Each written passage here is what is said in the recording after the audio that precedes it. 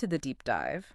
Today, we're taking just one source. It's a single review of a movie called Faraway. Right. And our mission is really to unpack this review, see what it tells us about the film, what insights we can pull just from this one perspective. Exactly. It's like using this specific lens. We get a feel for the movie, sure, but also maybe what this reviewer values and, well, why they think it clicks. So the movie, again, is Faraway. It's multilingual, directed by Vanessa Jop, and it's streaming on Netflix right now. Got it. And this review, it jumps right in acknowledging that, super classic romantic story structure. Oh, yeah, the whole boy meets girl, they don't get along. Big mix-up, Yeah. then they fall in love. We've all seen it loads of times. The reviewer knows this. And what's interesting is they point out that even though we've seen this formula, like everywhere, different settings, different actors, They still watch them. we still watch them. Yeah. And the reviewer has a theory why. Right. They suggest it's about escapism, seeing exotic places. And, leads you actually like watching. Yeah, maybe tapping into that, comfort zone in storytelling. Could be. It suggests that even if the bones are predictable, the right elements can make it work. So let's get into the story this review lays out. Okay. The main character is Zeynep. The review describes her as a middle-aged Turkish-German woman. And her situation at the start sounds, well, pretty rough, according to this review. Yeah, she's about to bury her mother, and she's pretty convinced her husband, who's a chef, is cheating with a younger colleague. So, yeah, heavy stuff. Definitely. And the catalyst, the thing that pushes her, happens on the day of her mother's funeral. The review actually calls it an exasperating series of events. Oof. Yeah. And it's right then she decides, okay, I've had enough. And then she finds out her mother owned property somewhere completely different. Rare. In Lucha, Croatia. Okay, Croatia, and that discovery just throws her into what the review calls these dramatic change of lifestyle antics. Right, antics. Like, the review points out how suddenly public transport is totally different. She ends up on these, uneven country roads surrounded by sheep and goats. Wow. Okay, so a massive departure from her city life visually and everything. Sets the scene for a big shift, yeah. And when she gets to this property, well, it's not empty. Ah, okay. Enter character number 2. Exactly. Josip, he's already living there, played by Goran Bogdan.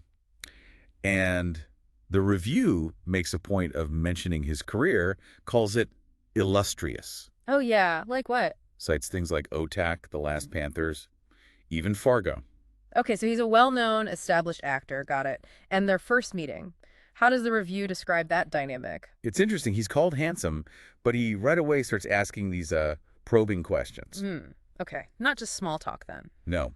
And crucially, he gets simply furious. That's the quote when Zeynep mentioned selling the property, the land, maybe for an Airbnb. Ooh, okay. So he's clearly got a strong connection to the place. That creates some friction right off the bat. Yep, there's that initial don't get on part the reviewer mentioned from the classic structure. Now, the reviewer's totally honest here. How so? They basically say, look, you'll probably guess where this story is headed. Right, the romance angle. Yeah. But then they immediately say that is entirely beside the point. Okay, that's the interesting part. Why is it beside the point, according to this reviewer? Well, for them, the predictability doesn't ruin it because of who these characters are. Ah, okay. Elaborate. They specifically say the leads are age-appropriate for each other. And this seems important to the reviewer. They are not flawed 20-somethings. Right. That distinction feels key here. It really does. They stress these are two characters who have lived and are willing to find something new to live for.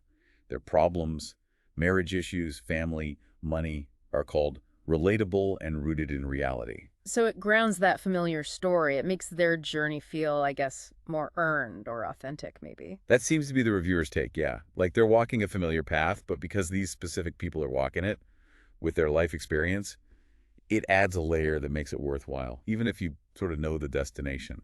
Makes sense. And the relationship itself, the romance. Described as a slow burn romance, the review uses words like sensual yet gentle, Nice. and they just flat out say it's a delight to watch unfold. Okay, high praise. And that delight, is it tied to the actors? Seems like it, heavily. The review is really glowing about Naomi Kraus, who plays Zeynep, and Goran Bogdan as Josip. What do they highlight? They mentioned both have a knack for comedic timing, physical comedy, and throwaway one-liners. Oh, interesting. So there's humor woven in? Apparently so. And what's also noted is a lightness in their performances. The reviewer suggests this isn't maybe what they're always known for. Ah, so maybe they usually do heavier roles. And here they bring a different energy. That's the implication, that they bring this specific charm to something a bit lighter. And for this reviewer, it absolutely works. How so? They say, you will find yourself rooting for their romance. Plain and simple. And they pin this mostly on the fact that their chemistry is so authentic. Chemistry? Okay, that's often make or break in these kinds of films, isn't it? Absolutely. For this reviewer, it seems like that connection between the leads is just crucial for the film's success. Let's dig into the specifics on each actor then. What about Kraus as Zeynep? The reviewer focuses on her irresistible warmth. Said she really draws you in, makes you want her character to find happiness, to transform. They mention a transformation. Yeah, described both visually and emotionally. Like she goes from wearing dark clothing and a huddled in posture Okay. to wearing summer pastels and having this palpable joie de vivre. Wow, that's a really vivid description just based on clothes and posture. Captures a whole arc. It really does. And then for Bogdan, as Josip, the reviewer calls him, get this, the dream for any woman feeling lost or in need of adventure. High praise indeed, but hopefully not just a fantasy figure. No, the reviewer is quick to clarify that. They say it doesn't mean he's two-dimensional. They point out his effortless sweetness with Zeynep, but also his real love for his hometown. Okay, so grounded. Yeah. And they also mention sensing a wee fire in his belly when he talks about, like, his brother or fighting off developers who want to change the place. Oh, that wee fire detail is great. It suggests depth, right? That there's more going on under the surface. Even in a romantic lead role, he brings more than just charm. Exactly. The reviewer picked up on layers there. Okay, so strong leads, great chemistry, relatable issues. What else does the review focus on? You mentioned locations earlier. Oh, yeah, big time. The visuals, the review calls it a genuinely beautiful film to look at. Nice. And they credit the cinematographer, Katharina Buehler, saying she showcased Croatia as a multicolored paradise. Paradise. Do they give specifics? They do. Very specific, like whitewashed stone houses with red roofs, pepper the small harbor town, whilst the sea positively sparkles in the sunlight. Okay, I can picture that. Sounds lovely. And also the landscape around it is verdant and speckled with rich bursts of hot pink, sunshine yellow, and cornflower blue flowers. Just sounds idyllic. It really does paint a picture, and I bet the review contrasts that with her old life. You bet. They deliberately describe her city apartment back home as brown and cream, packed full of paperwork and clutter. Ah, the visual shorthand for stress and being overwhelmed. Totally. And the reviewer links this contrast directly to her motivation. They ask, basically, is it any wonder she's only too happy to give it all up for the simple life, as she puts it? Right, so the setting isn't just pretty. For this reviewer, it's key to understanding why she makes this huge leap. It makes her transformation believable. Exactly. It's integral to the story they're seeing. So pulling it all together, what's the reviewer's final verdict? How do they sum up the film? They call it a lovely, heartwarming watch. They mention the upbeat, pop-laden soundtrack, those lush views again, and of course, the two fantastic leads. And the bottom line? The bottom line, according to this review, is it's the perfect film to while away a cozy evening in. Simple as that.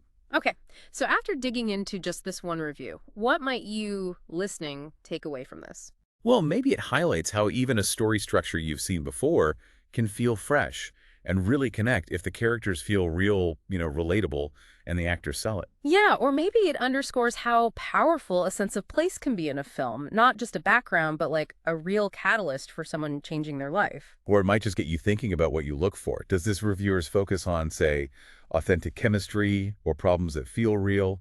Or those beautiful locations? Does that match what makes a familiar story work for you? So just to recap, we've spent this time looking at Faraway entirely through the lens of this one specific review, trying to understand what this particular writer saw in it.